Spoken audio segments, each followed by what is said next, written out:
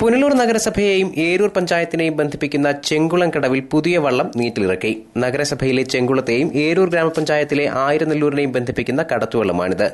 പഴയ വള്ളം മുങ്ങിപ്പോയതിനെ തുടർന്ന് 5 മാസമായി ഇവിടെ കടത്ത് നിലച്ചിരുന്നു. ഇതേ തുടർന്ന് നഗരസഭയുടെ തനത് ഫണ്ടിൽ നിന്ന് 1,50,000 രൂപ ചെലവിട്ടാണ് പുതിയ വള്ളം നിർമ്മിച്ച് നീറ്റിലിറക്കിയത്.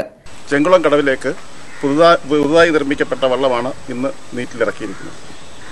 കഴിഞ്ഞ 6 മാസക്കാലമായി ചെങ്കുളം കടവിലെ കടത്തുകടവിൽ വള്ളം ഇല്ലാത്തതിൻ്റെ പേരിൽ നാട്ടുകാരും ഒക്കെ പറഞ്ഞതിൻ്റെ അടിസ്ഥാനത്തിലാണ് പുതിയ വള്ളം നിർമ്മിക്കുവാൻ മുനിസിപ്പാലിറ്റി തീരുമാനമെടുത്തത്. 1,50,000 രൂപയ്ക്കാണ് ശ്രീ സുഗതൻ ഇതിൻ്റെ ടെൻഡർ എടുക്കുകയും വളരെ വേഗത്തിൽ തന്നെ ഇതിൻ്റെ പണി പൂർത്തിയാവുകയും ചെയ്തു.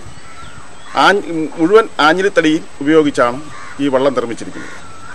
അവിടെ ഇപ്പോൾ നിലവിൽ കടവിൽ ഉണ്ടായിരുന്ന വള്ളത്തിൻ്റെ അത്ര തന്നെ നീളവും വീതിയും അത്ര തന്നെ ആളുകളെ കൊണ്ടുപോകാവുന്ന രീതിയിലുള്ള വള്ളമാണ് നിർമ്മിക്കപ്പെട്ടിരിക്കുന്നത്. ഇപ്പോൾ ഈ വള്ളം യാതൊരു പിരിവും ഇല്ലാതെ, യാതൊരു മറ്റ് വള്ളത്തിൻ്റെ പിരിവോ മറിവോ ഒന്നുമില്ലാതെ വള്ളം വളരെ മനോഹരമായി തന്നെയാണ് ആറ്റിൽ എത്തിയിരിക്കുന്നത്. ഈ വള്ളം നല്ല വള്ളമാണ്. ഇനി ഇത് കനാൽ എഞ്ചിനീയറുടെ സർട്ടിഫിക്കറ്റൂടെ കഴിഞ്ഞാൽ ഉടൻ തന്നെ ഇത് യാത്രയ്ക്ക് ഉപയോഗിക്കാവുന്നതാണ്. നഗരസഭാ ചെയർപേഴ്സൺ ഗ്രേസി ജോൺ, മരാമത്ത് സ്ഥിരം സമിതി അധ്യക്ഷൻ Binoy Rajan, vice chairman S Biju എന്നിവർ ചേർന്നാണ് വള്ളം നീറ്റിലിറക്കിയത്. News bureau, Punalur.